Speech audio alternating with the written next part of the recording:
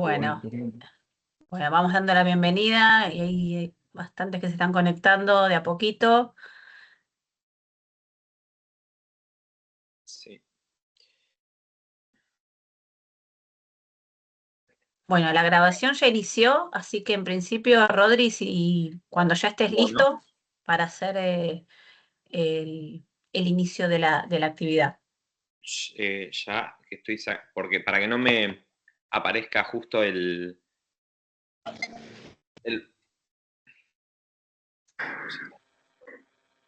Vení, vení. Programa no lo conozco para sacar el audio. Acá lo veía. Acá, ¿no? O acá abajo. No, porque ibas a ver el de la... Bueno, entonces ahí yo arranco. Entonces, espera que saco esto de acá. Bueno, le damos la bienvenida junto con Analía a este nuevo encuentro en el marco, bueno, de un grupo de trabajo de investigación que es la Red de Materialidades, Orientalismos y Narrativas Postcoloniales Decoloniales. Y la actividad se enmarca en el seminario de grado que estamos dictando junto a Analía en la Universidad de Buenos Aires y en la materia que yo dicto en la Universidad Nacional de Lomas de Zamora, que es Historia de la Educación. Y en esta oportunidad, como en los otros encuentros, hemos invitado a investigadores e investigadoras por afinidad temática, por una cuestión temporal cronológica o también para que se puedan explayar desde sus marcos teóricos, estén vinculados a los temas de trabajo con nuestro grupo de investigación o que directamente hablen de alguno de los puntos del programa que tenemos como trabajo. Bien, solo eso, así que le doy, en principio, bueno, la bienvenida a Isaac, que es un colega y gran amigo, así que, bueno, le agradezco yo. Y le doy la palabra a Analía para que lo presente.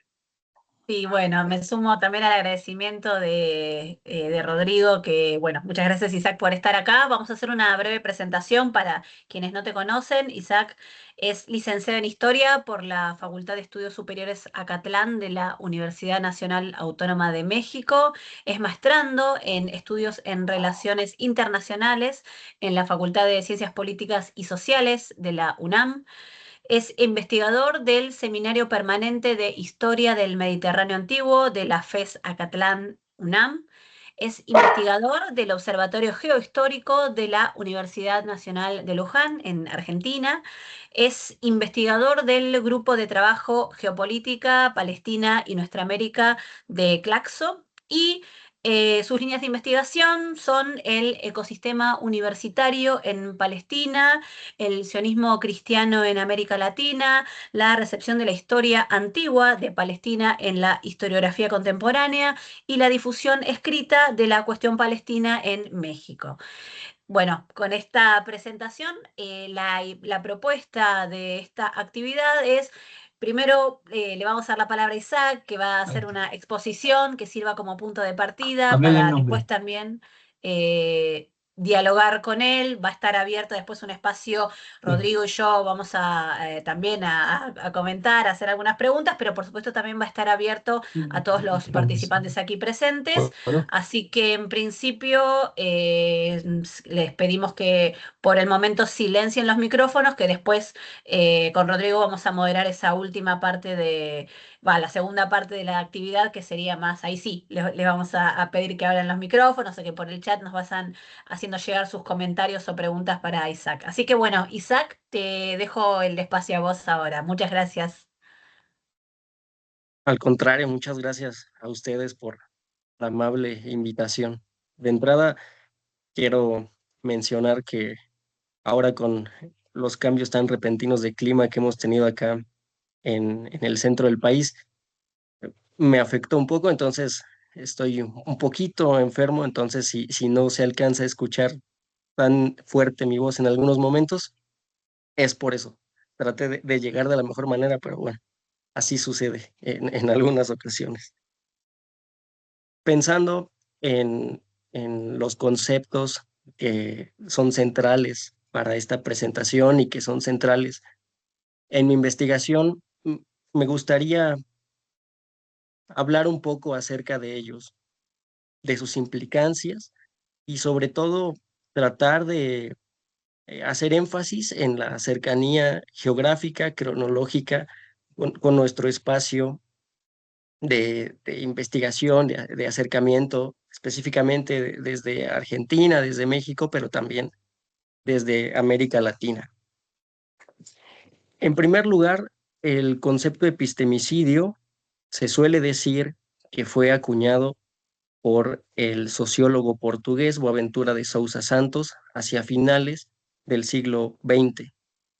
El concepto de epistemicidio es la unión de la raíz griega episteme, que podemos traducir como conocimiento, pero también de la unión del sufijo latino cidio.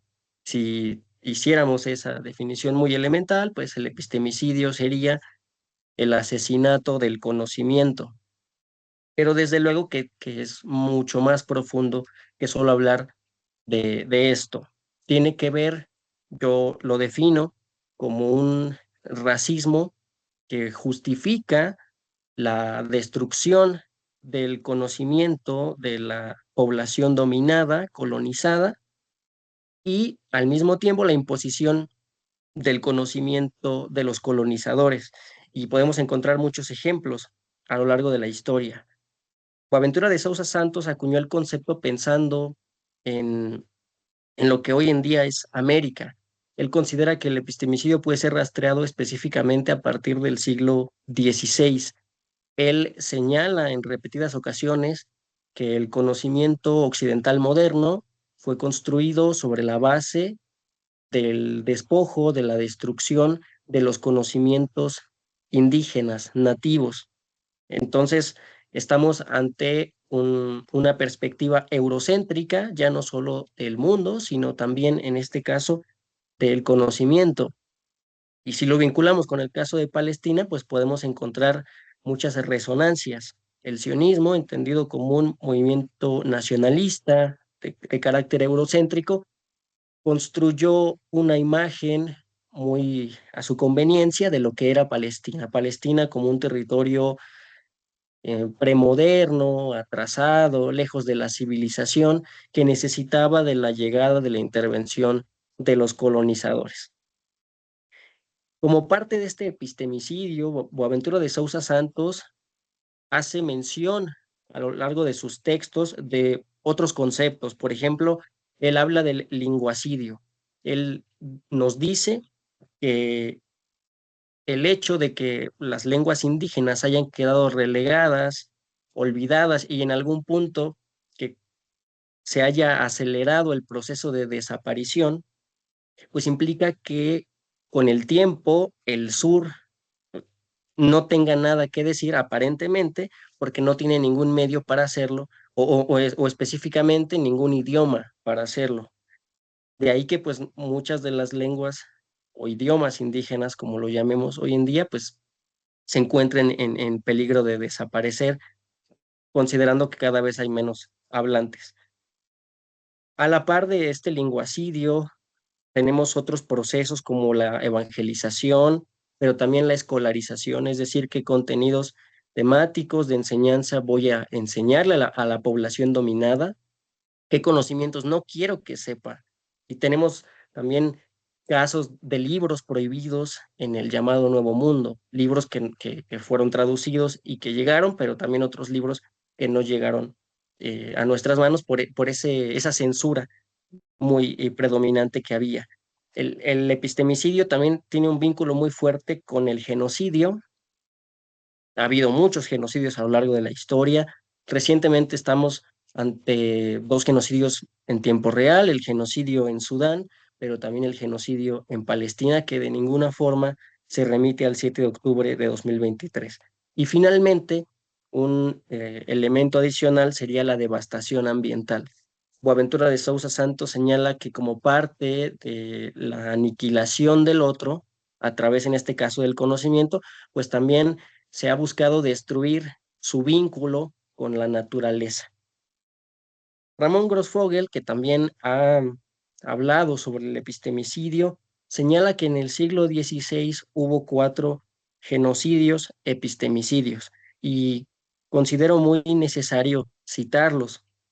El primer genocidio, epistemicidio de esa época habría sido el que fue cometido contra musulmanes y judíos en la conquista de Al-Ándalus. Y este es un proceso que tristemente no ha terminado. Podemos observar en años recientes cómo hay una ola muy fuerte de racismo antijudío y antiislámico en la península española. Entonces, eso es un proceso, insisto, que no ha terminado, que no se remite solamente a ese siglo. El segundo genocidio, epistemicidio, habría sido cometido contra los pueblos indígenas en primero el continente americano, lo que llamamos el continente americano, y después contra los pueblos aborígenes en Asia, en este proceso de colonización principalmente europeo que tuvo un impulso muy fuerte desde el siglo XVI. El tercer genocidio sería contra los africanos con el comercio de cautivos y su esclavización en América. Recientemente, en este año, Naciones Unidas publicaba que pues el crimen, el tráfico de esclavos era el peor crimen de la humanidad. Y no basta solamente con decirlo en términos retóricos, sino que es necesario exigir hasta donde sea posible las reparaciones históricas que pues esto exige.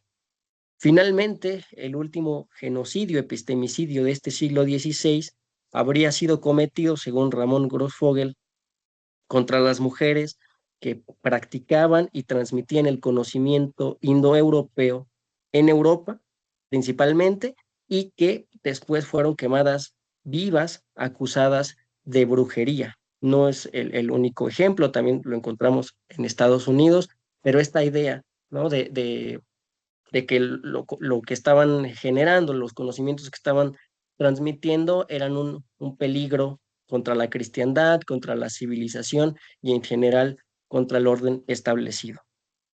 Sobre el epistemicidio me gustaría citar dos ejemplos. Yo decía al inicio que el epistemicidio es un racismo que justifica la imposición del conocimiento del colonizador.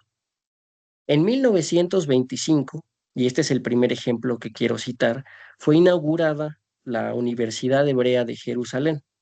Inicialmente la universidad pues buscaba ser incluyente, multicultural y recibir a estudiantes judíos y palestinos.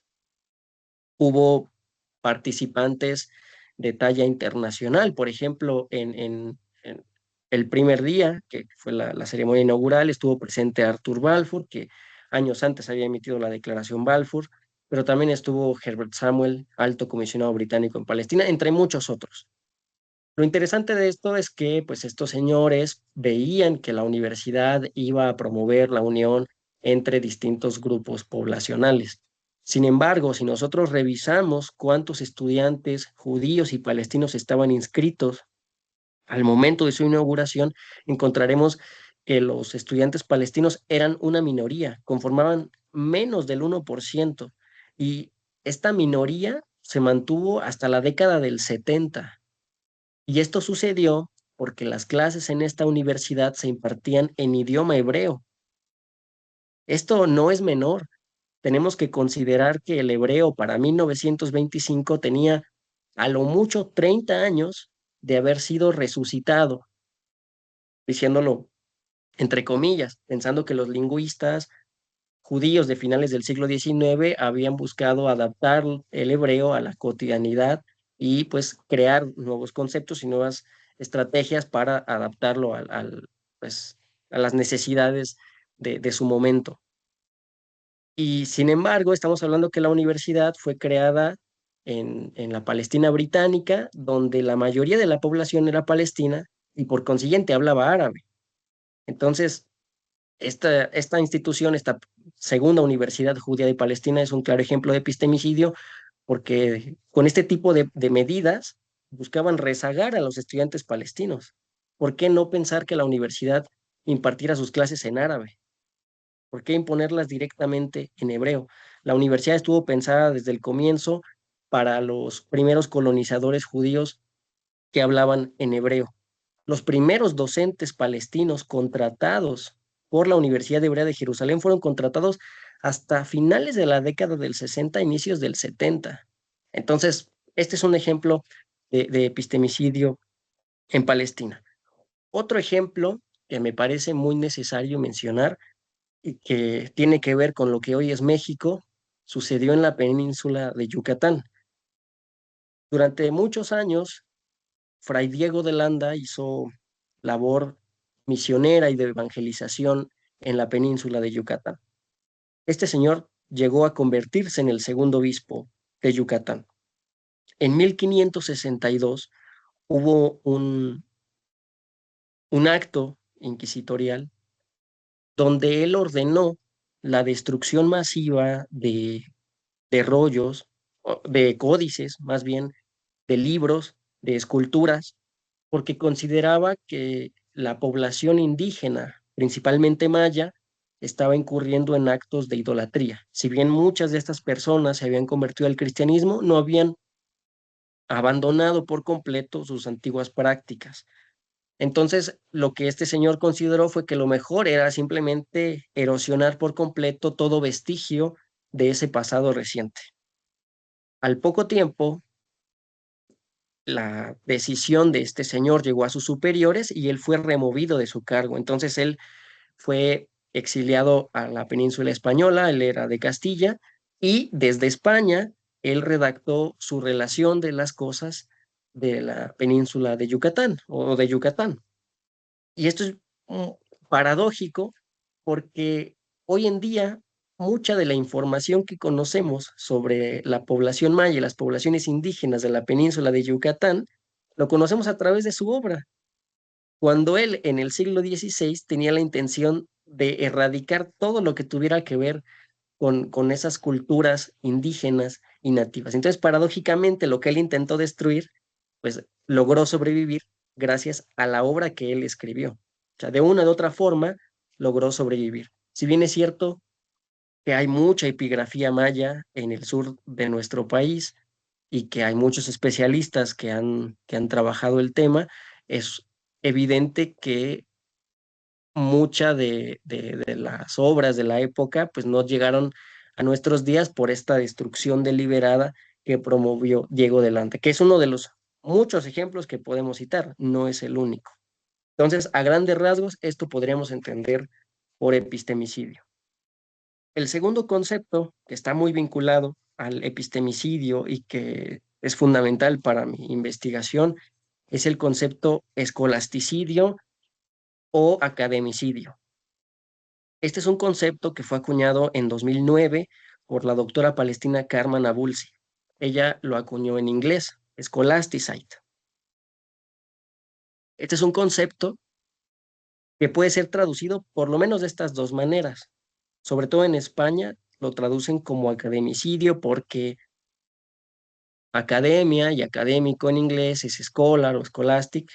A mí me gusta más traducirlo literalmente como escolasticidio. Considero que traducirlo como academicidio le da un enfoque, un énfasis muy académico. Y si bien es cierto que desde el jardín de infancia, en las primarias, se pueden encontrar elementos de esta academia, considero que el énfasis no debe ser la academia en sí, sino el espacio escolar y el ecosistema educativo.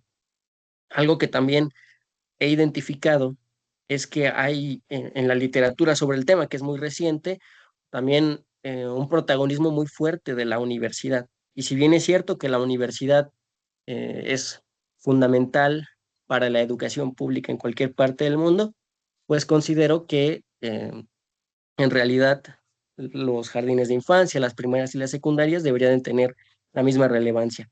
El escolasticidio, como el epistemicidio, puede ser definido en términos muy generales como la destrucción sistemática del ecosistema educativo.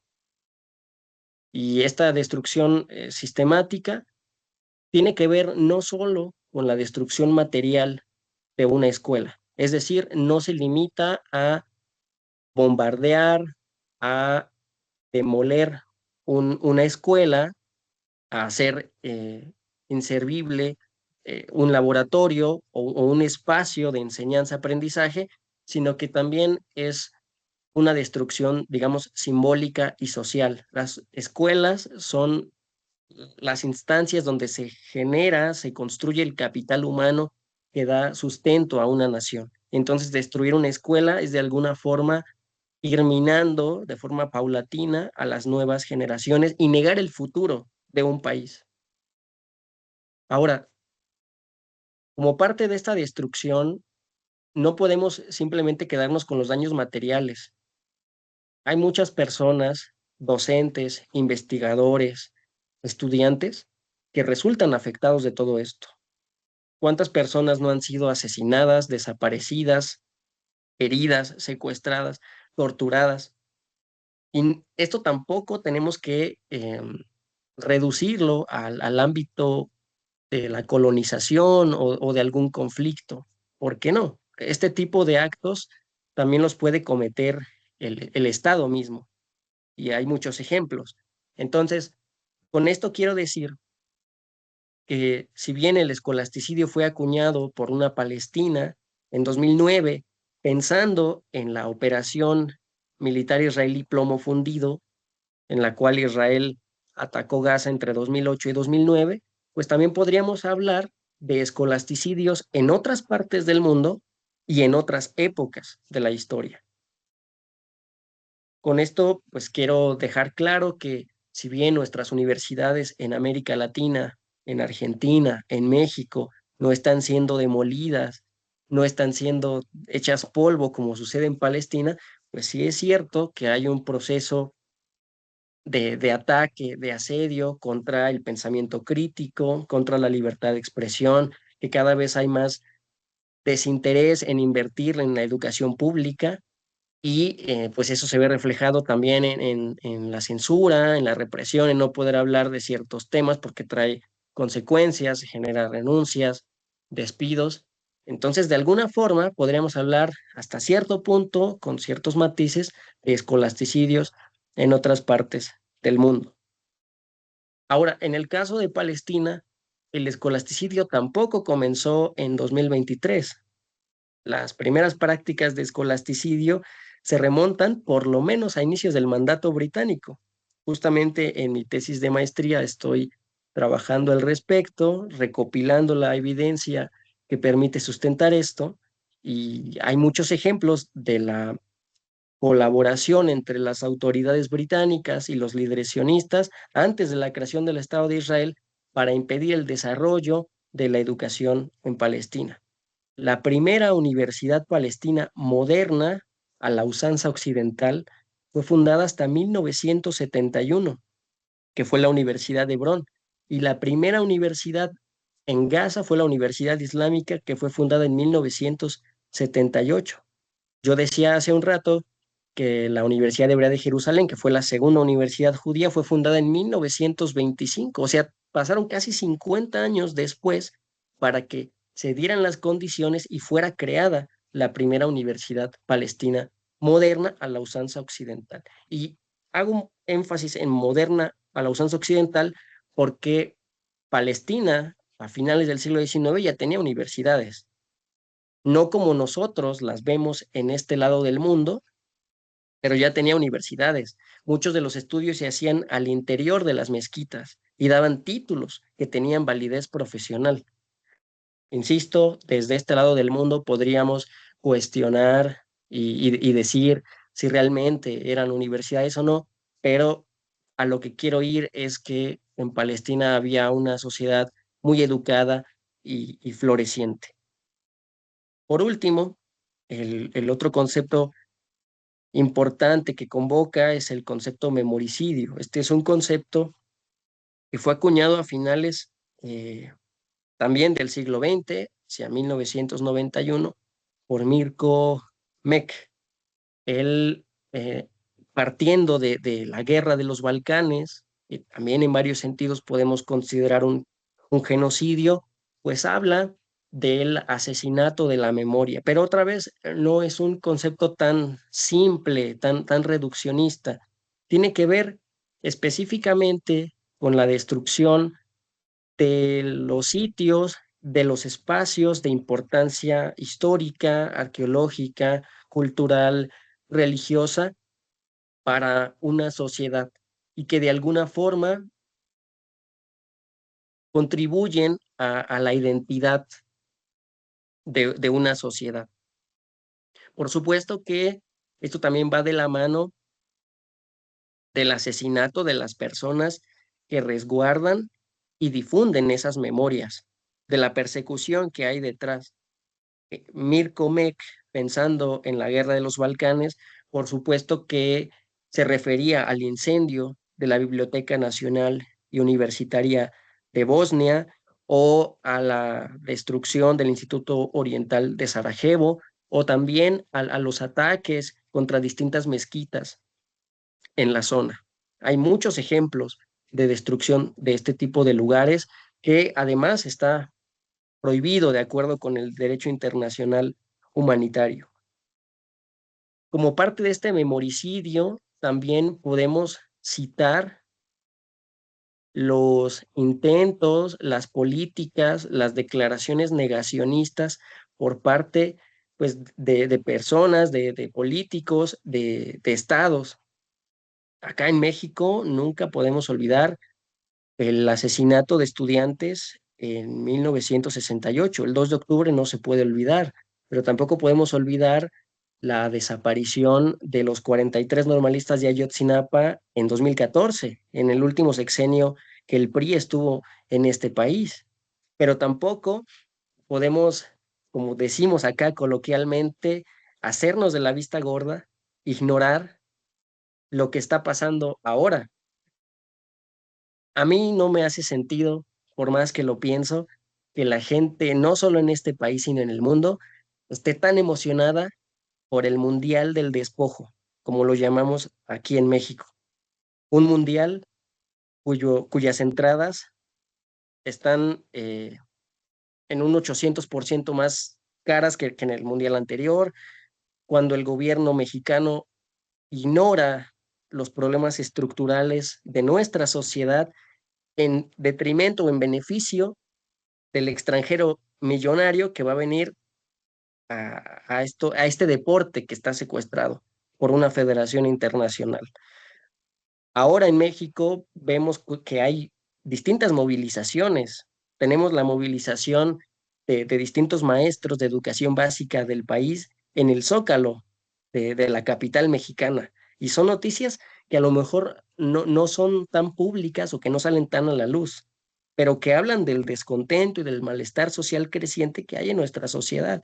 Un mundial que cada vez más se aleja del pueblo, de la sociedad, y que busca generar pues, riqueza para una federación, insisto, internacional.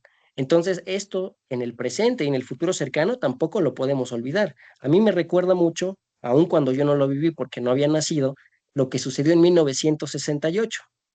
Hay que pensar que México fue sede de los Juegos Olímpicos y una semana antes fue la matanza de estudiantes en Tlatelolco.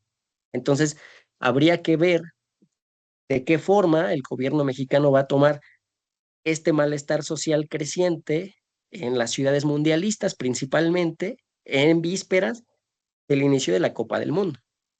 Ahora, mucho se ha hablado de ICE en Estados Unidos, pero acá en México, y eso tampoco sale tan a la luz, tenemos distintas redadas de agentes de migración mexicanos persiguiendo a extranjeros y haciendo, entre comillas, limpieza de calles y de barrios para mostrarle al extranjero que va a venir que todo está bien. Entonces, hay que aprovechar también estos espacios para cuestionar todo esto e insisto, en el futuro cercano y lejano, no olvidar este tipo de acontecimientos.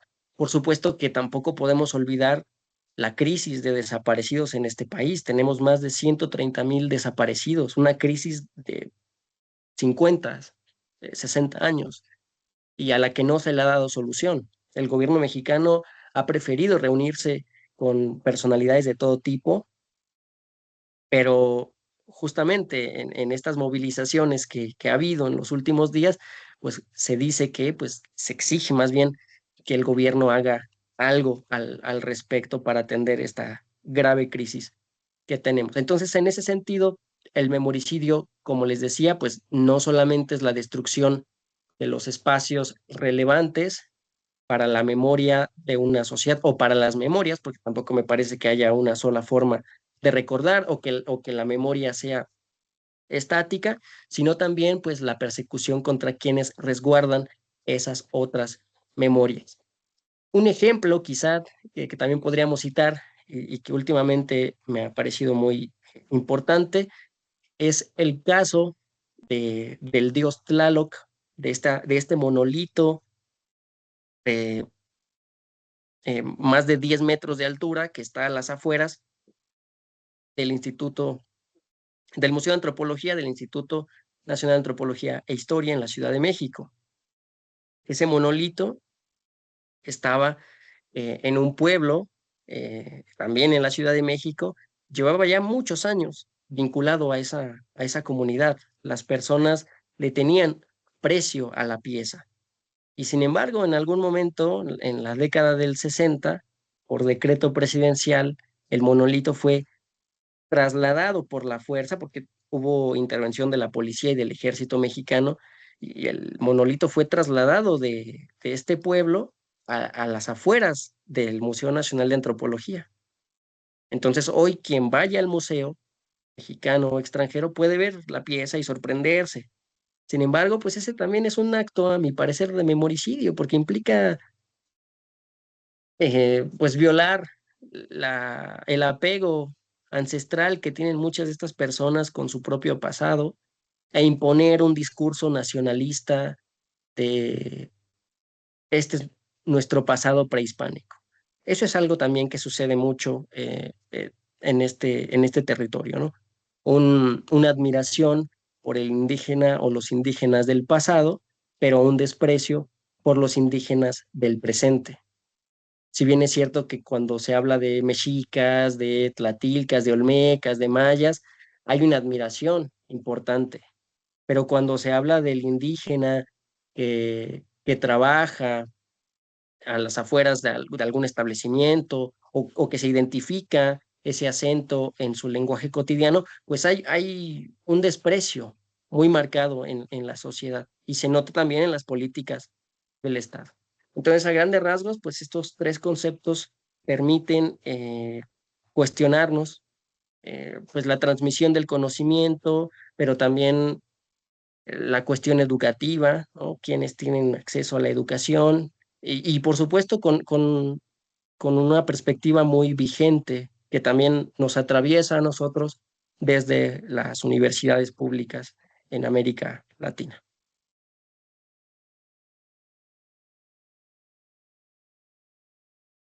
Bueno, ahí, me imagino, terminó la exposición, ¿no?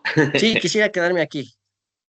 Bien, bien. Bueno, te agradecemos, Isaac, por este recorrido ahí terminológico conceptual que, bueno, nos ofreciste en el marco ahí de tanto del seminario como de la materia que doy en particular eh, para Universidad de Buenos Aires y Universidad Nacional de Lomas de Zamora, y que nos da la pauta para pensar en esta cuestión de tres conceptos que fueron escolasticidio, epistemicidio y memoricidio, ¿no? Esta idea de matar el conocimiento, que puede ser un concepto inabstracto, pero que también tiene un correlato material, que lo fuiste como detallando eh, muy claramente cómo se fue aplicando para el caso en particular de Palestina y de los casos en Latinoamérica.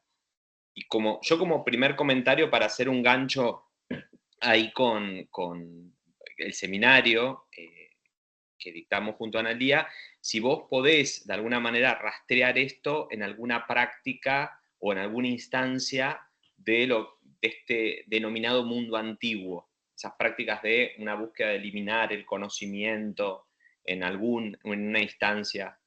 Yo agrego también algo, bueno, primero gracias Isaac, para por ahí orientar la pregunta por ahí a donde a mí me interesa, porque advertí, sobre todo cuando expresabas, digamos, la definición de escolasticidio, que vos dabas cuenta de la dimensión simbólica de esa acción, digamos, ¿no? O sea, vos dabas la explicación de que, bueno, puede ser una destrucción efectiva, pero también hay una dimensión simbólica.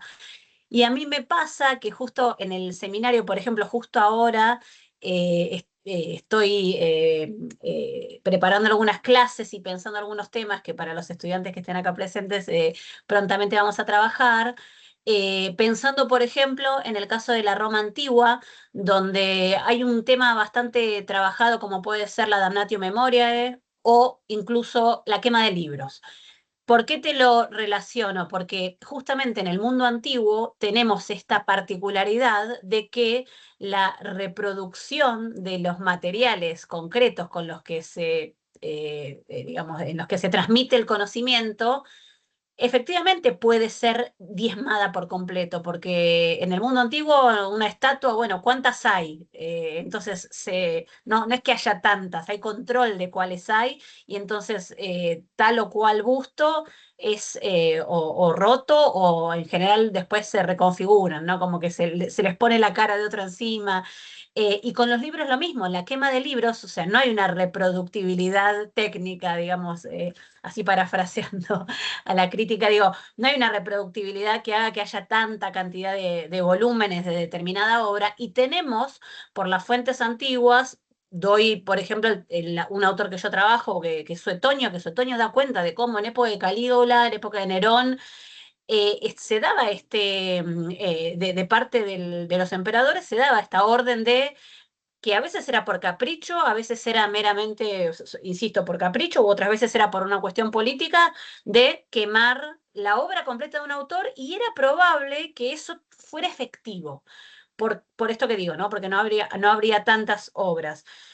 Lo que nos relatan las fuentes antiguas, insisto, ahora estoy tomando el ejemplo de Roma, pero por si te permite también a vos por ahí hacer la comparación, es que en esos casos circulaban de todas formas algunos ejemplares clandestinamente.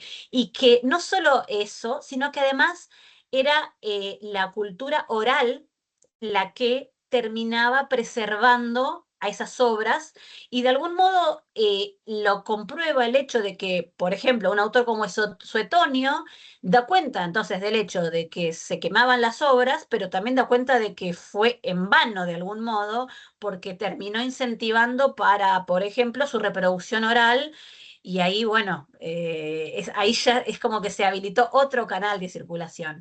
Entonces, mi pregunta, por ahí para unirla, por ahí para, si podés comentar algo vos o qué te parece hacer una reflexión en torno a justamente que está la dimensión simbólica, pero hasta qué punto entonces es efectivo, sería mi pregunta, digamos, hasta qué punto es efectivo este tipo de accionar. Te lo pregunto de los casos que vos has trabajado en la medida en la que siempre hay la forma de que se cuelen estas otras estrategias de supervivencia.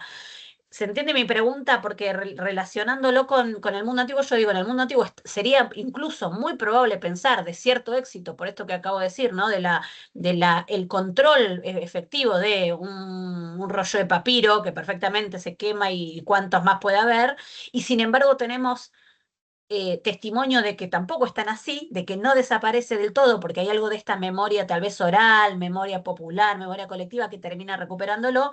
Entonces te pregunto respecto a esta destrucción que puede ser hasta incluso simbólica, o sea, si el efecto es efectivamente, porque yo me quedé pensando en esto, hay un mensaje, o sea, el escolasticidio es solo un mensaje o hay algo de efectividad en su práctica, como para, es una reflexión por ahí, no es que por ahí tengas una respuesta, pero me pareció muy interesante lo de lo simbólico y cuánto se juega en el éxito de la empresa del escolasticidio, digamos.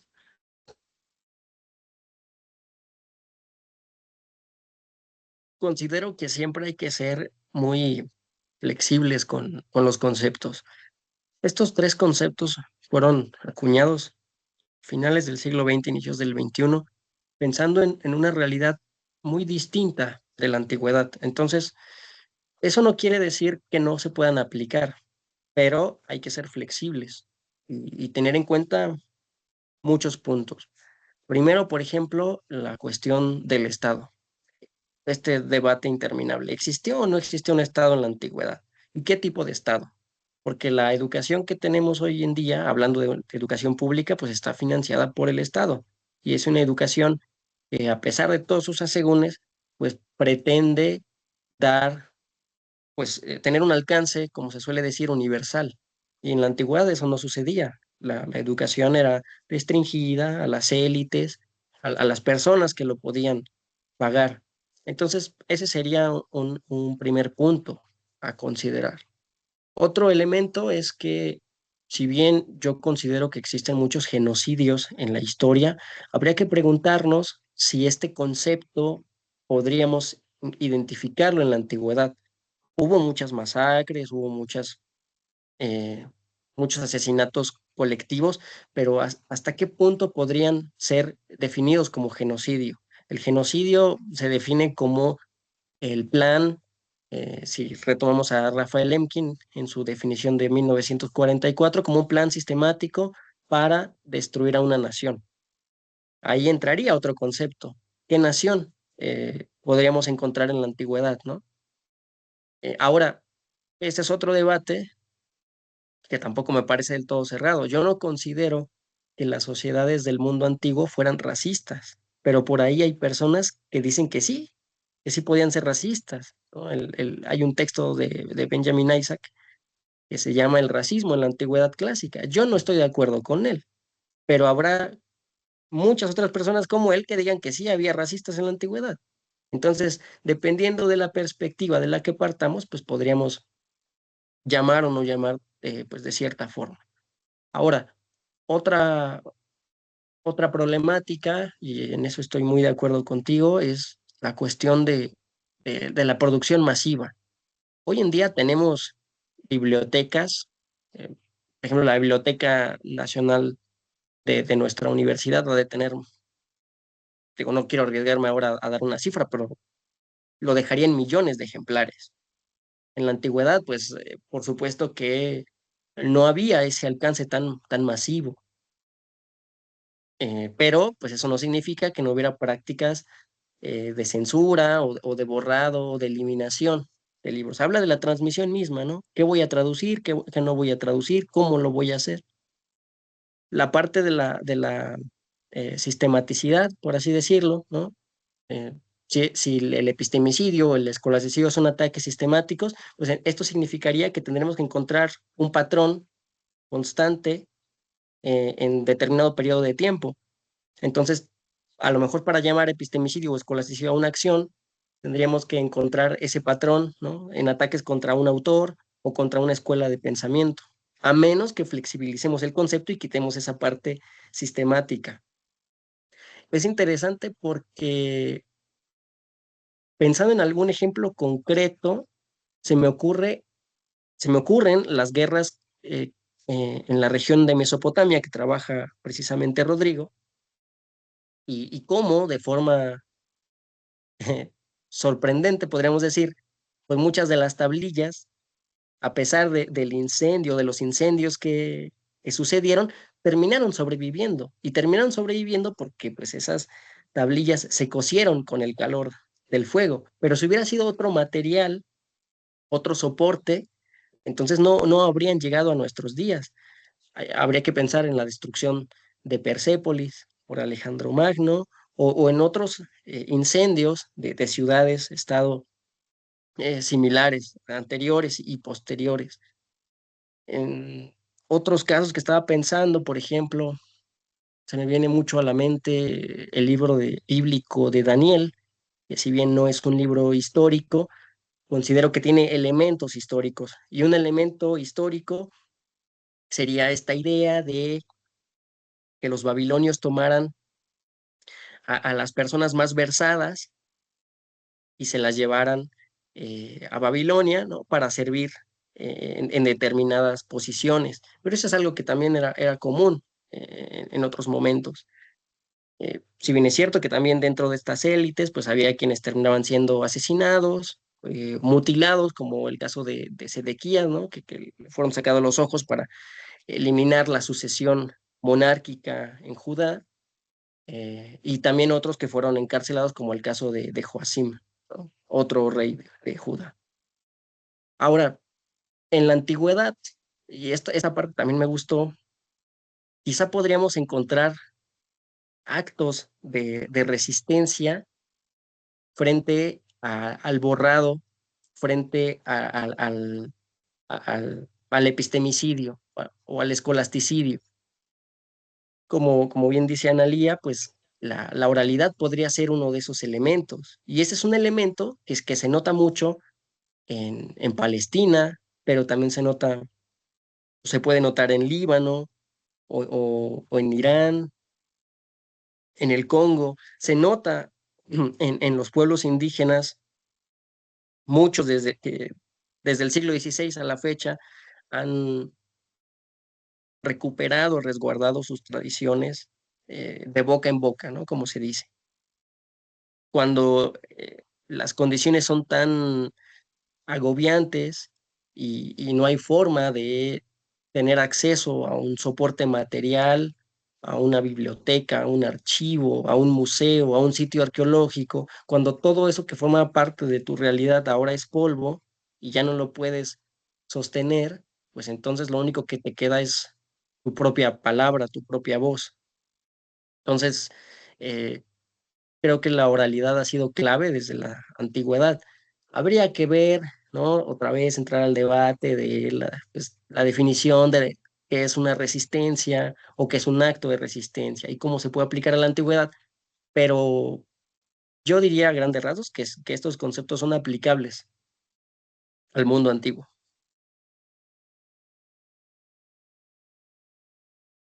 Buenísimo, súper súper claro.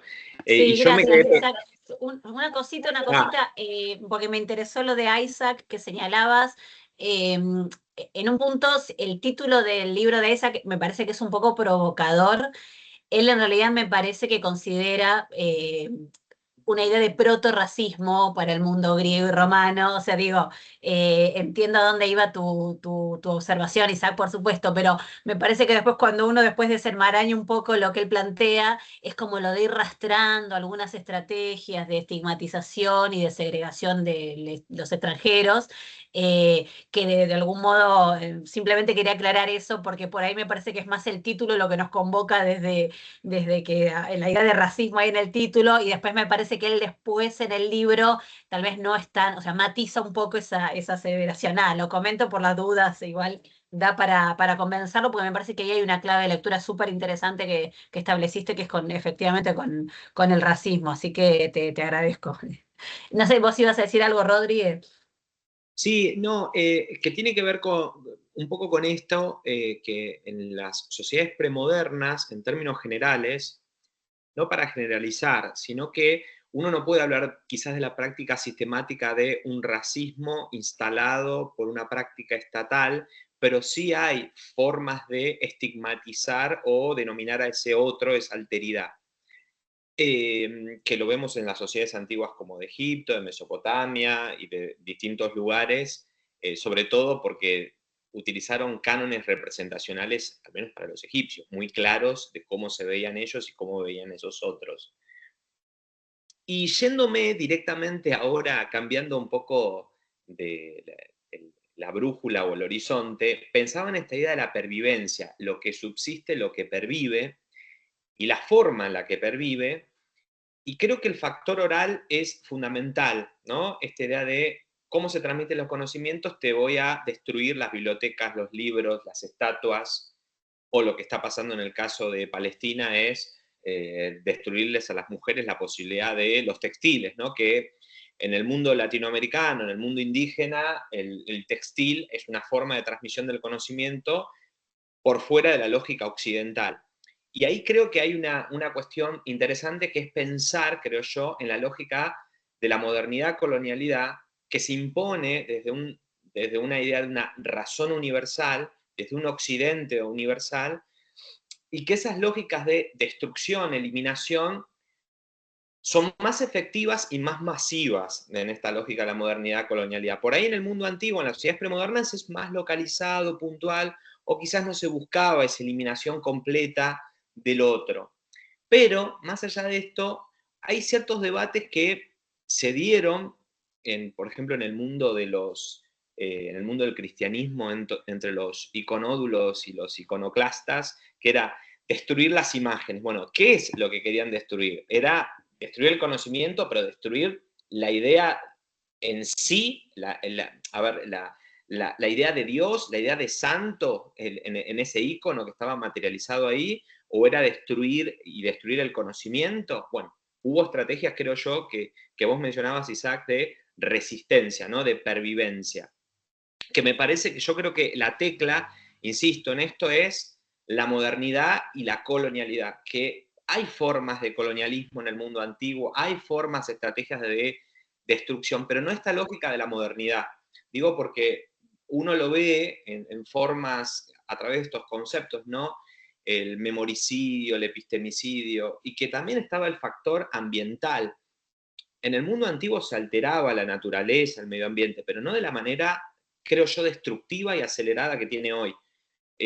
Hay como formas que uno las puede, obviamente que nosotros miramos el pasado con los lentes del hoy, y hay como maneras en esas formas que uno mira que, sin ser anacrónico, de algún modo, creo que hay formas que son un tanto diferentes, no son del todo así, pero yo creo que es interesante, además de esto, esas formas de resistencia que se construyen en paralelo a estas lógicas destructivas, y ahí yo creo, no sé, la oralidad, y acá, más este comentario, por ahí abro para preguntar y reflexionar, ¿no? ¿Qué cosas Occidente permite que perduren y que existan porque salen de esa lógica que lo consideran un conocimiento universal? Y me refiero, por ejemplo, a los textiles u otros objetos u otras cosas que Occidente dice, bueno, vamos a dejar que esto subsista, esta forma de conocimiento, ¿no? O esta forma de transmisión del conocimiento. Pero destruyamos, no sé, escuelas, libros, pero hay formas de resistencia, creo yo, que, no sé, ¿qué les parece, o qué te parece en este caso, Isaac, de esta pervivencia, ¿no? Que son formas de resistencia que están solapadas ahí, que más allá de querer destruir el conocimiento, destruir la educación, pero son lógicas como que permiten, no sé, pervivir. No sé, ¿qué te parece y qué les parece? Sí, es como una mini reflexión en torno a esto. Sí, de entrada considero que la educación también tiene que ser vista más allá eh, de, del espacio formal y de la escuela como la solemos entender, porque una sociedad puede ser muy educada y no necesariamente haber tenido las mismas posibilidades de acceso educativo a los distintos grados, ¿no? Y a lo mejor no haber llegado ni siquiera a la secundaria, pero eso no quita que sean sociedades altamente formadas y conocedoras de su ambiente, de su entorno. Ahora, a mí me ha impactado mucho lo que pasa en Palestina porque por lo menos hasta antes del 7 de octubre de 2023 estábamos ante una de las sociedades más alfabetizadas de todo el mundo. Las estadísticas que cita la UNESCO son impresionantes. El 99,1% de la población en Palestina, Cisjordania y Gaza sabía leer y escribir.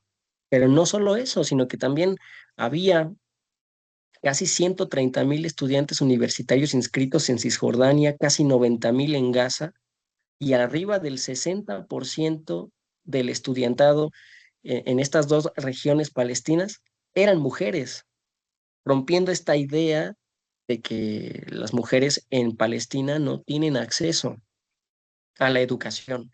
Ahora, algo que también me llamó mucho la atención es que la mayoría de las personas inscritas en la universidad estaban estudiando ciencias sociales y humanidades, siendo que vivimos en un contexto en el que pues nuestras ciencias se ven cada vez más atacadas y se busca mostrar que no tienen ningún tipo de utilidad o de vigencia, cuando pues en realidad eh, sustentan el pensamiento crítico. Entonces, considero que es importante pues ver a la educación más allá de la escuela en sí, porque, a ver, muchos infantes, muchos jóvenes tienen que interrumpir sus estudios, pero de una u otra forma siguen estudiando, dialogando, intercambiando conocimiento entre ellos, reuniéndose de forma colectiva, aprendiendo a leer el Corán, que es fundamental, por supuesto, para aprender a leer, después a escribir. Lo que tú comentas de los textiles como otra forma de educación y de resistencia. Entonces, lo considero muy importante. Ahora, también yo creo que el eurocentrismo sigue muy presente en el mundo en general y se ve muy reflejado en nuestros planes de estudio. ¿Dónde empieza la historia? ¿Cuándo termina el contenido temático? ¿Qué regiones van a tener más peso y más importancia? ¿A cuáles se les va a dedicar menos tiempo? ¿Qué autores se van a leer? No digo que no pase a algún proceso similar en otras partes del mundo, como en Asia o África, pero habría que ver cómo son los planes que ellos tienen, qué es lo que están leyendo, cómo están viendo el mundo en general. Y eso también lo podemos encontrar en la cartografía. Siempre los mapas están puestos con la mirada hacia el norte, como si el sur fuera una región peligrosa de la que uno no tiene ninguna posibilidad de futuro. Entonces, en estas nuevas cartografías, la cartografía crítica, pues también quienes se dedican a hacer mapas buscan cambiar la posición, el orden, la orientación y el tamaño de los países. Estados Unidos y Europa no son tan grandes como figuran en el mapa mundial. Países como Brasil, como Argentina, como México, son más grandes que casi toda Europa, a excepción, por supuesto, de Rusia. Y sin embargo, nuestros mapas parece que están a la par. Entonces, también cambiar esa forma, ¿no? de representar. Ahora, yo que estoy en relaciones internacionales, un autor, digamos, imprescindible del que se parte en cualquier asignatura de teoría de las relaciones internacionales es Tucídides, como un precursor de la antigüedad clásica del realismo político, ¿no? Este enfrentamiento entre Esparta y Atenas, que de alguna forma podría trasladarse a la actualidad y verse como este enfrentamiento entre Estados Unidos y China. Sin embargo, hubo otros autores contemporáneos a Tucídides que no siempre reciben la misma importancia en el contenido temático. Uno de ellos es Chanakya, que fue un autor de la India, que también del siglo V, también muy importante, y que si bien no escribió una obra como La Guerra, el Peloponeso de Tucídides, pues también tiene elementos que hasta cierto punto podrían entrar dentro del realismo político. Pero ahí entra otra vez la cuestión. Si nosotros buscamos en una biblioteca, ¿cuántos ejemplares podemos encontrar de Tucídides? Ya no al español, sino simplemente ejemplares. ¿Y cuántos podemos encontrar de Chanakya? Ahora, hacer la búsqueda en internet, yo puedo poner el nombre de Chanakya, me va a aparecer su obra traducida, me va a aparecer tan siquiera el PDF, pero si yo pongo Tucídides, me van a salir un montón, ¿no? Con lo cual, no quiero demeritar a Tucídides de ninguna manera. Solo quiero decir que pues este eurocentrismo ha decidido qué voy a recuperar, cómo lo voy a recuperar. Y eso se ve muy reflejado en la educación. Por eso es que Boaventura de Sousa Santos también habla de esta necesidad de descolonizar la universidad. Él dice que la universidad moderna occidental fue establecida para dar soluciones modernas a los problemas modernos, pero que desde hace algunos años la universidad, en lugar de ser parte de la solución a estos problemas, se ha convertido en parte del problema. Y eso es porque pues no ha encontrado la forma de tener ese impacto social que en algún momento obtuvo. Las universidades pareciera que cada vez se concentran más en generar nuevos profesionales desapegados de las problemáticas sociales, ¿no? de titular, de aumentar la cantidad de personas que obtienen un título, en lugar de decir voy a generar personas que se involucren en el cambio social. Entonces, pues es parte, ¿no? De un todo, pero considero que pues las universidades en este caso también se necesitan descolonizar y uno de esos pasos necesarios es cuestionarnos pues los planes de estudio, a qué se le está dando más importancia y qué no, y también pues obviamente los autores y las temáticas que se están trabajando.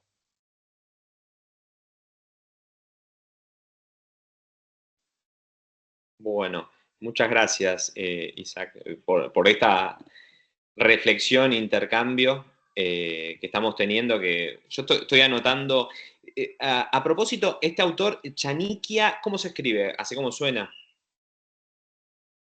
¿no? Sí, sí, con K y me parece que Y al final. Bien, y Depende, después, ¿no? De la sí, transliteración, pero la normalmente así transliteración. aparece. Y después la autora que vos habías mencionado, Palestina, que es la con la que se inauguraría el concepto de escolasticidio, ¿cuál era el nombre? Karma con K, Ujú. Nabulsi. Bien. No, cosas ahí importantes para tener en cuenta, para anotar. No, yo quiero, bueno, abrir el debate, no sé si Ana hizo un comentario o algo y No, consulta. no, agradecerle porque en un punto, en el marco del seminario que estamos dictando con Rodrigo, que es sobre la educación, hay una pregunta que atraviesa todo nuestro seminario, que es justamente, o sea, nosotros con Rodrigo nos dedicamos a la antigüedad, él Oriente, yo a la antigüedad clásica, y justamente nuestra pregunta es hasta qué punto también nosotros desde universidades de Latinoamérica nos atrevemos a pensar los fenómenos de estas civilizaciones con nuestra propia mirada, con una mirada también latinoamericana, y creo que ese cambio de mirada lo necesitamos. Y me gusta mucho escucharte porque en un punto lo que traes respecto de descolonizar la universidad habla de eso. Yo reconozco y lo hemos, o sea, lo charlamos con Rodrigo y lo charlamos en general en los grupos de trabajo en los que estamos, que es esta idea de que, bueno, también hay algo de este formato universitario donde uno tiene que cumplir con determinadas créditos, determinadas titulaturas, y lo mismo con la bibliografía, eso también. Nosotros tenemos un desafío, por lo menos en Hispanoamérica, digamos, hablando castellano, esta cuestión de la bibliografía de determinados temas está en inglés con mucha suerte, otras veces está en alemán con mucha suerte, digamos. Y digamos, entonces digo, hay también ahí una apuesta por hasta qué punto está bien, o sea, son trabajos que son valiosos, que nos suman, pero por otro lado también hasta qué punto se nos formatean en una matriz en la que no deja de ser justamente aquella que nos serviría también criticar, ¿no? Así que te agradezco porque me incentiva mucho también, bueno, tu mirada, y bueno, son las cosas que venimos charlando con Rodrigo, que estamos en un desafío también, digo, no es Mm. que estamos tan superados respecto de esto, o sea, tenemos que ir a veces al autor alemán que trabajó determinadas cosas. Así que muchas gracias, pero en principio coincido con Rodrigo en que estaría bueno abrir ahora el espacio para comentarios o preguntas o alguna inquietud de quienes están presentes, que son varios, así que querríamos ceder la palabra para quienes nos acompañan. No sean Brevemente, tímidos. Sí, sí, sí, sí. antes, eh, ahora me hiciste acordar otro concepto, digo, hay muchos conceptos que he estado trabajando, pero otro concepto que también me parece fundamental es el concepto de cientificidio, porque he tratado de rastrear quién lo acuñó y no he encontrado un nombre en particular, pero lo he encontrado muy asociado con la ciencia en Argentina y tiene que ver Lo estamos particularmente, transitando. claro, con los recortes a la ciencia pública que vienen directamente del Estado. Entonces, este concepto también lo podemos aplicar a otros países. Acá en México no es que estemos en un paraíso primaveral en ese sentido. También tenemos muchos recortes. si hiciéramos una encuesta con estudiantes de la actual generación en el posgrado de la UNAM, con personas de hace 5 o 10 años y les preguntáramos cuánto percibían de beca e hiciéramos el ajuste, la inflación y todo eso, seguramente ha habido recortes. ¿Cuántos profesores han renunciado? ¿Cuántos profesores han sido despedidos? ¿Cuántos proyectos de investigación han sido suspendidos? Entonces, es un concepto también muy relevante y que pues no se limita tampoco a Argentina, sino que habla en general de cómo está la situación, el panorama de la investigación en las universidades públicas. Sí, sí, sí, sí, sí. El paradigma de Argentina hoy en día en realidad es más grave que el recorte, que es también que desde el propio aparato estatal se nos acredita, se nos desacredita, es decir, lejos de enmascararlo como hacen los políticos en campaña, de decir estamos a favor de la educación, o sea, no, el aparato estatal a través de distintas voces se pone en contra de la universidad pública. Entonces, para mí es un hecho inaudito, o sea, ni siquiera hay como por lo bajo, no, no, no, es abiertamente en contra y no solo a través de lo económico. Es una, para mí es inédito, digamos, ese discurso de las derechas de despreciar el conocimiento, la producción de conocimiento. A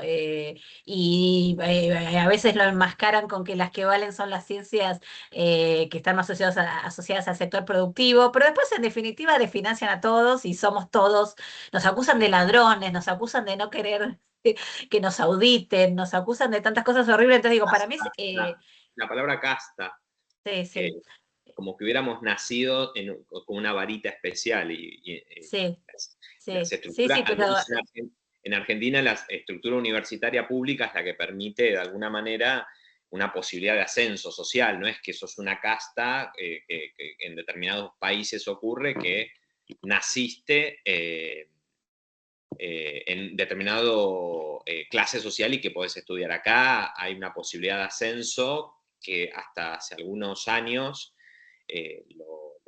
la universidad pública lo posibilitaba. Ahora está en un veremos. Por eso yo siempre digo que Argentina está saludando como faro para el mundo desde el abismo y desde un costado un discurso apocalíptico. Así que no inviten a nadie a practicar esto. O sea, más allá de los cuestionamientos que uno le pueda hacer a cada uno de sus países, una política neoliberal ya es directamente corrosiva, lo que estamos experimentando. Así que bueno. Bueno, Sí, yo quiero ceder la palabra, bueno, a Isaac y a todos los que quieran hablar. Sí, Isaac, sí, no, perdón. es terrible. Yo también considero que esto se remonta al neoliberalismo a finales de los 70, inicios de los 80, principalmente, pero lamentablemente lo que atraviesa ahora Argentina es sin precedentes en muchos sentidos y tiene que ser un ejemplo de lo que se tiene que hacer en Argentina y en otras partes del mundo para que pues, no lleguemos a esta situación de ataque tan grave contra nuestras universidades y la educación pública en general. Yo toda mi vida estudié en escuelas públicas, soy orgulloso de decirlo y agradecido por esa oportunidad, porque es una gran oportunidad. En muchos sentidos también es un privilegio del que pocas personas pueden tener y con más razón considero que uno como profesional tiene que retribuir a la sociedad lo que la sociedad nos dio, porque finalmente la educación pública se sostiene con muchos de los impuestos y no hay que taparse los ojos, la cara ante lo que está sucediendo a nivel social. Por eso es que ser historiador o después internacionalista no me acredita para sentirme superior al resto, sino por el contrario, agradecido por la oportunidad y de alguna forma de regresar lo que la sociedad misma me ha dado, porque eso tampoco quiere decir que el Estado sea benevolente con los estudiantes, ¿no? Más bien son parte de luchas históricas que vienen de décadas atrás. Pero quedo atento, quedo atento. Sí, estamos todos atentos a ver que se animen, que abran el micrófono directamente, si quieren levantar la mano primero, pero o algún comentario, ¿Qué, como qué tal? Bueno, ¿qué tal, Isaac? Muchas gracias por la charla, me parece súper interesante. Bueno, y a Analía y a Rodrigo por el espacio también. Yo pensaba, no sé si hay alguna conclusión que se puede sacar al respecto, pero digamos, planteo esta tensión que me imagino que se debe dar respecto de eh, cuando estas culturas sufren este tipo de atentados contra su existencia. ¿Cómo es la tensión o sea, entre la flexibilidad y hasta qué punto la flexibilidad es un activo y hasta qué punto termina siendo algo que quizás te termina convirtiendo en otra cosa? No sé si fui claro, pero digo, me imagino que debe haber dos polos entre ser fuertemente tradicionalista, pero al mismo tiempo, si no tenés cierta flexibilidad, eh, debe ser difícil adaptarse.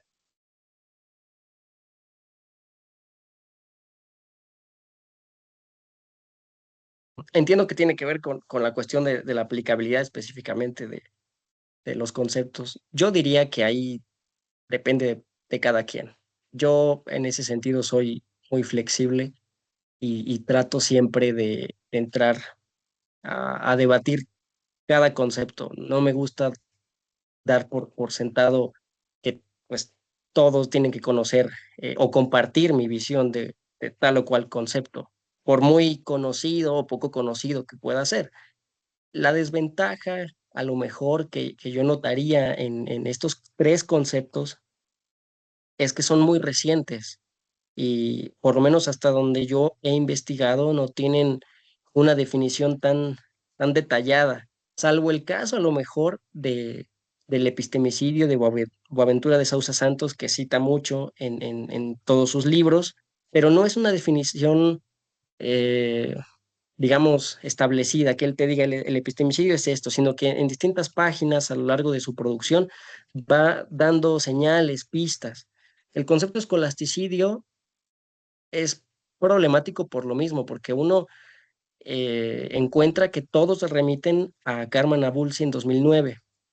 El problema es que la primera mención del concepto fue en el periódico británico The Guardian, y en este periódico se habla del escolasticidio, pero no se da tampoco una definición tan detenida. Y el problema es que Carmen Abulsi tampoco escribió en algún artículo, en alguna publicación, qué es lo que ella entendía por escolasticidio. Entonces, todos los textos que encontramos sobre escolasticidio dan a entender, en términos generales, la destrucción sistemática del ecosistema del sistema educativo. Y ya.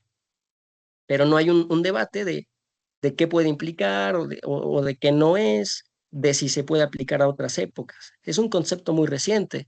Ahora, el concepto memoricidio, pues considero que atraviesa el mismo problema. Entonces, antes también de trasladarlo a la antigüedad, pues por supuesto que quedaría esa necesidad, ¿no?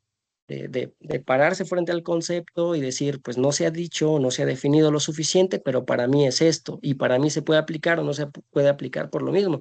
Y eso se trataría de un trabajo novedoso, con el riesgo que eso supone, pero pues creo que sería algo muy valioso.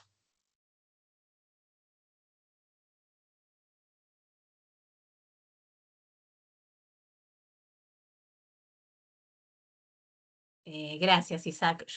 Puse ahí para orientar y para recomendar también lecturas a futuro para los que están presentes. Puse en el chat como resumí los conceptos con los autores que vos comentabas, porque me parece que también acá hay un gran desafío en lo que señalabas de la novedad de estos conceptos y en su aplicabilidad que tal vez para volviendo un poco al inicio de la pregunta que te hacíamos con Rodrigo en relación a la antigüedad, creo que habría un terreno tal vez también para indagar, por este lado en función digamos, retomando esto que decís de la novedad de los conceptos. Así que ahí dejé los autores para que googleen, para que busquen y cualquier cosa, bueno, los que están cursando con nosotros el seminario, por supuesto que después nos pueden preguntar y por supuesto que me imagino, Isaac, que también podrían eventualmente si nos pidieran, no sé, contactarse con vos o sea,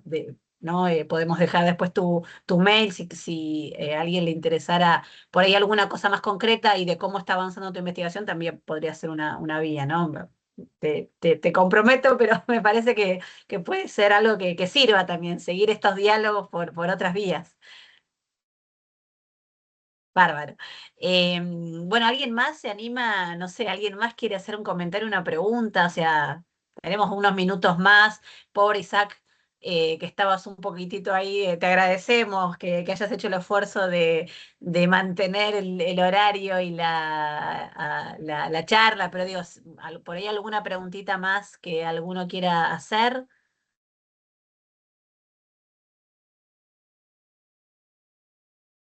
Bueno, ahí David comenta, gracias por el diálogo entre pasado y presente que nos hace pensarnos y repensarnos de forma constante dentro de estos marcos teóricos desafiantes. Se tiene que retirar, gracias. Isaac, ¿vos tenés algo publicado sobre esto, algún artículo, paper tuyo? Específicamente sobre estos conceptos, no, pero posiblemente este año salga un capítulo que escribí, Mm. y no sé si en este año o el siguiente salga otro artículo que tienen que ver con la cuestión patrimonial en Palestina. Ah, Por ejemplo, en el caso del capítulo escribí sobre el proceso fundacional de Tiberíades. Tiberíades fue una ciudad fundada por Herodes Antipas en el siglo I después de Cristo, y la única mención literaria que nos habla de esta fundación es Josefo. Mm. Entonces yo ahí trato de reflexionar sobre la posible participación de otros grupos poblacionales no judíos, porque de hecho Josefo da esa pista, aunque no mencione específicamente qué otros grupos habrían poblado. Y entonces trato de mostrar que históricamente Tiberíades sería una ciudad multiétnica y que más bien fue hasta 1948, con la creación de Israel y la Nakba palestina, se trató de judaizar la ciudad, de borrar el pasado islámico y el pasado palestino para darle cierta homogeneidad nacional a la ciudad. Entonces, ese es un poco sobre lo que trata el capítulo de Tiberíades, que todavía no sale, ya no debería tardar en salir. Y el otro artículo que escribí tiene que ver sobre la situación de los sitios arqueológicos en Cisjordania y en Gaza, a partir de algunos casos muy específicos. Por ejemplo, en Cisjordania, en Jerusalén ocupada, en la colonia judía de Armona Natsif, se hizo una serie de excavaciones de salvamento entre 2019 y 2021. En ese sitio se encontró un espacio cúbico de piedra con un orificio perforado al centro. Hubo muchas dudas sobre cuál era el objetivo, la finalidad de este espacio, pero después se concluyó que se trataba de un retrete, Mm. y los investigadores mostraron que pues la élite judaíta del siglo VII antes de Cristo padecía de enfermedades parasitarias intestinales.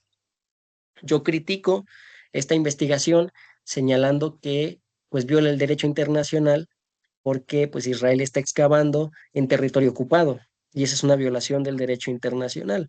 Además de pues la doble moral y el doble rasero que se utiliza. Al mismo tiempo que se niegan los servicios básicos de salud, de alimentación, de educación a la población palestina, se financian investigaciones millonarias para conocer las enfermedades de una población que desapareció hace miles de años. En el caso de Gaza, pues trato de enfocarme mucho en la destrucción patrimonial a raíz del 7 de octubre. Sitios como el puerto de Antedón de época helenística, o el caso de Telesacán, con asentamientos urbanos del quinto milenio antes de Cristo, que fueron demolidos por los bombardeos israelíes. Ya se habían realizado labores arqueológicas en estos lugares, pero el hecho de que ahora estos sitios sean polvo, pues implica que la sociedad palestina ya no pueda ir a visitar esos lugares, implica la negación de la investigación a futuro, que ya no haya forma de hacer investigación en sitio. Entonces, es un poco lo que trabajo en este otro artículo, pero, insisto, ambos están uno en prensa y otro en revisión. Entonces, ya veremos qué sucede. Pero sí he escrito un poquito al respecto. Después te los vamos a pedir entonces, Isaac, cuando salgan, porque Sí, sí, sí. son muy interesantes ambos. Bueno, Nair Belén Rojas hace una pregunta en el chat. No sé si estás por ahí, Nair, si podés por ahí La abrir el mandé por las micrófono. dudas para no Sí, bárbaro, interrumpir. no. Sí, quería preguntarle a Isaac qué piensa, ¿no? Porque estuvimos haciendo como todo un recorrido histórico de estos tres conceptos. ¿Y qué piensas hoy en día con la hiperconectividad, las nuevas tecnologías, ¿no? De la posmodernidad? Se vuelve más brutal el escolasticidio, el epistemicidio o el memoricidio. En comparación con la antigüedad, ¿no? Donde estaban hablando que la destrucción de libros o bibliotecas permitía que no se reproduzca ese conocimiento. Y si por el contrario, por ejemplo, hoy, con la circulación actual de las nuevas tecnologías, también puede servir como una herramienta para difundir estos saberes o estas memorias del Surba. Por ejemplo, yo estoy cursando en la Universidad de Lomas y es Historia de la Educación, la cátedra, y por ejemplo ellos recolectan fuentes de primarias, ¿no? Y también las suben, o mismo los profesores las suben después a sus blogs, entonces como que la información puede circular de otra forma. Esa era mi pregunta, sí. ¿Cómo estos tres conceptos se pueden vincular con la situación actual?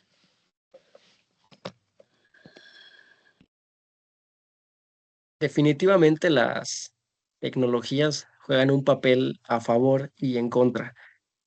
Primero porque muchas de estas tecnologías son utilizadas para acelerar el genocidio, en este caso en Palestina, que es la región que yo más trabajo.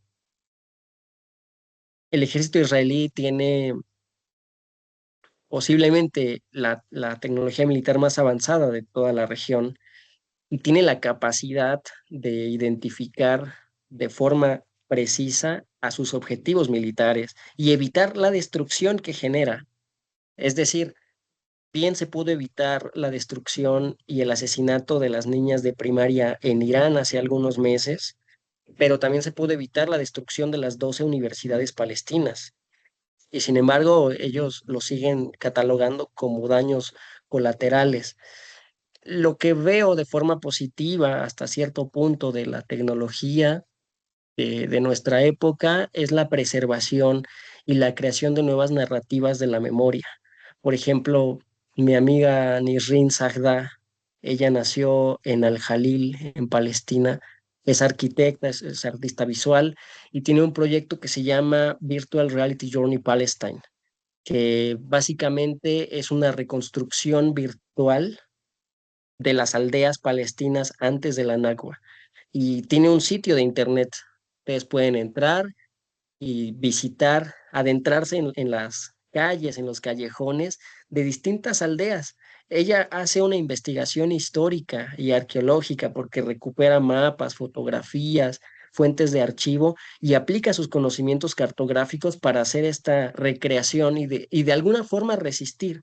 Porque si uno viajara a Israel, a lo que hoy es Haifa, que en su momento fue Jaffa, y a algunas otras ciudades que hoy invaden esos espacios nativos, pues no va a encontrar más que resabios, piedras, polvo, pero el hecho de que Nisrin, como tantos otros palestinos y palestinas, hagan este esfuerzo por reconstruir lo que alguna vez existió en Palestina, pues nos habla de estas nuevas, insisto, narrativas de la memoria. También hay un sitio muy importante que se llama genocide.live y es un sitio en el que tiene un mapa interactivo de la Franja de Gaza. En ese mapa aparecen se georreferencian los ataques, los crímenes de Israel en Gaza, incluidos los ataques contra las universidades. Por ejemplo, si uno le da a la Universidad Islámica, salen muchos videos que se han documentado desde 2023 a la fecha de bombardeos y de ataques contra campus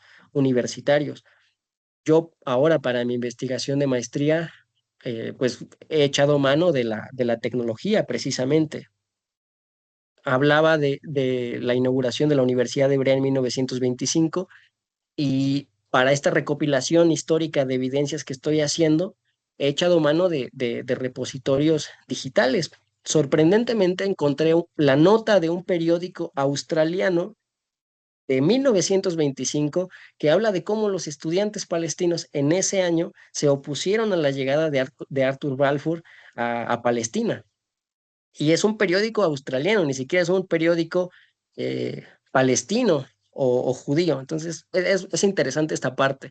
Yo creo que la tecnología, si se sabe echar mano de ella, puede ser muy valiosa para resistir. Otro amigo muy querido, Rashid Abu Eideh, él también estudió en Gaza, desarrolló apenas un videojuego que se llama Dreams on a Pillow, que es Sueño sobre la almohada, y es un juego sobre la Nakba de 1948, y ese juego va a salir en este año. Entonces, es una forma de, insisto, aprovechar estas nuevas herramientas para seguir en el combate, en la batalla discursiva y de la memoria. Entonces, más bien depende, pues sí, del objetivo, ¿no? De que cada quien tenga la hora de usar o de echar mano de la tecnología. Puede ser muy útil, pero también puede ser, digamos, perniciosa. Muchísimas gracias, súper clara la respuesta. Gracias a ti. Gracias, Isaac. Bueno, Rebeca también ahí comenta, muy fructífero para complementar y relacionar con los textos que vamos estudiando en Historia de la Educación. Si alguien más tiene alguna pregunta, es el momento, porque bueno, ya estamos en hora y media de encuentro, así que en principio ya estaríamos cerrando, teniendo en cuenta además, bueno, esto que decíamos, ¿no? Que Isaac estabas así un poco resfriado, así que no te queremos molestar más. Pero bueno, hagan su última pregunta, comentario, si alguien la tiene. Y si no, en principio la idea sería invitarlos al próximo conversatorio. No sé si vos tenés, Rodrigo, a mano para compartir la información. ¿Tenés? Sí, sí, un segundito que acá comparto el flyer. A ver, ¿se está viendo, no? Mi pantalla. Sí, se Sí, ve. Bueno, vamos a tener otro conversatorio en el marco del seminario que está vinculado a estudios de género y la aplicación de la ESI. Vamos a estar con dos colegas, Fátima Iribarne y Camila Beleli, que el foco va a estar puesto en cómo estudiar a las mujeres en una perspectiva comparada desde la antigüedad, en la antigüedad, desde la antigüedad, pero también desde el hoy, incorporando la ESI y la perspectiva de género, sobre todo también teniendo en cuenta por las cuestiones que hoy discutimos con Isaac e incorporando a la perspectiva de las mujeres y esta idea, si se nos permite hablar también de femicidios, ¿no? Pensando en la actualidad, digo, en el contexto de la actualidad y esta invisibilización que hubo y que hay desde lo intelectual en el mundo antiguo y hasta la actualidad de las mujeres en relación al conocimiento científico. Así que bueno, más que invitados e invitadas, también para este lunes, 8 de junio, después podemos compartir el link de inscripción, que es el lunes 8 de junio a las 17 horas de Argentina. Así que bueno, eso solito. y para quienes están conectados es este mismo link, así que porque estamos usando el mismo link, así que para quienes están conectados y les interesó, pueden conectarse ya con este link a esa misma charla. Y después Eugenia pregunta... No, ah, no puedo hablar porque se sacó justo una muela, dice, así ah, que no pasa nada. No, está bien, está bien. No, bueno, gracias Eugenia. No, y bueno, gracias a todos, porque la verdad que, bueno, me encantó. Así es, así lo digo, me encantó este encuentro, te agradezco muchísimo, Isaac, y por supuesto gracias a todos los que se sumaron. Eugenia pregunta por los desafíos que proponen para poder reconstruir esa destrucción en Palestina. Isaac, ahí apareció la pregunta, pensé que no había, pero Hay muchos desafíos. Yo creo que uno de los más claros a los que yo he enfrentado y voy a seguir enfrentando es el acceso a la información. Desafortunadamente, l- hay archivos palestinos, pero no todos tienen su información digitalizada. Y no es porque no la quieran tener, sino porque, por supuesto que se necesita inversión para poder mantener habilitados esos espacios digitales. Por el contrario, en el lado israelí hay muchos archivos digitales. El problema es que no toda esa información es de acceso abierto. Hay que pedir ciertos permisos o ir directamente a Israel, lo cual tampoco garantiza que al final vayan a dar permiso de poder consultarlos. Algo muy particular me sucedió hace algunas semanas. La Knesset, que sería, digamos, el Parlamento israelí, publicó una ley según la cual los estudiantes y profesores palestinos que tengan un título emitido por la Autoridad Nacional Palestina no iban a ser contratados en instituciones de educación israelíes. Otra muestra de epistemicidio, de racismo epistémico. ¿Quieres trabajar en mi país? Estudia en mis escuelas, porque si estudias en las tuyas no te voy a contratar, a grandes rasgos. Yo consulté esa noticia en el sitio oficial de la Knesset. Pasaron los días, volví a revisar la página y no me dejaba entrar. Entonces, las páginas israelíes también tienen un controlador eh, muy particular y que impide revisar con cierta continuidad ese tipo de sitios. No me imagino el tipo de control que debe haber en Israel en estos archivos que tiene la Universidad Hebrea de Jerusalén o cualquier otro archivo. Entonces, ese es un reto muy importante.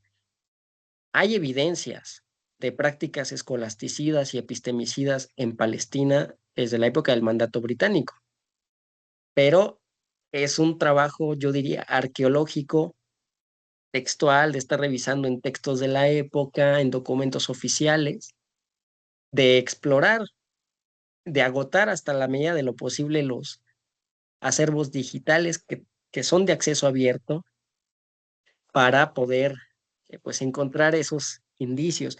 Yo ahora estoy revisando muchos periódicos de la época. Recién citaba el caso de un periódico australiano que hablaba al respecto y que no me había imaginado que podía hablar de esto.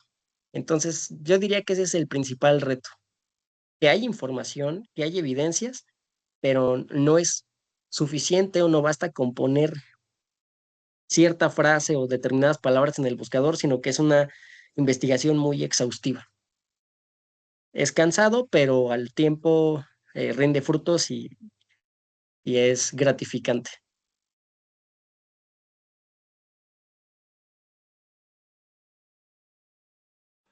Bueno, eh, ya creo que vamos cerrando, ¿no? Para dejarlo descansar a Isaac y para que los compañeros y compañeras, colegas que hoy se conectaron también puedan ir a descansar